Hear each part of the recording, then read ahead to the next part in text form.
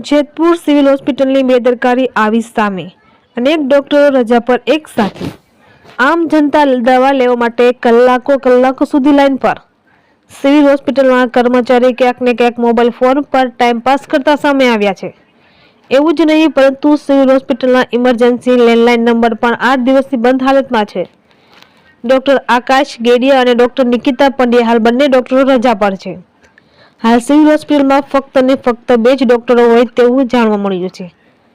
Doctor Nikita મેડમની salary 2,82,000 છે, તો શું ઘરે સુવાની જ લે છે કે પછી અવારનવાર રજા પર ઉતરીને ફરવા જાય છે તેવી લોકોમાં ચર્ચા ઉઠી છે।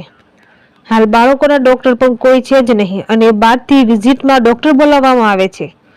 બીજી તરફ જો વાત કરીએ તો આંખોના ડોક્ટર પણ કોઈ છે જ નહીં। ત્યારે આંખની તપાસ કરાવી હોય તો આંખની તપાસ જેતપુર સિવિલ હોસ્પિટલમાં તો નહીં જ થાય, ત્યારે ક્યાંક પ્રાઇવેટ હોસ્પિટલમાં જવું પડશે આંખની તપાસ માટે। લોકોની એવી માંગ ઉઠવા પામી છે કે જેતપુર સિવિલ હોસ્પિટલ ખાતે ડોક્ટરોનો વધારો થાય અને સ્ટાફ વારંવાર રજા પર ના જોઈએ એવી માંગ। રિપોર્ટર આશિષ પાટડિયા, જેતપુર।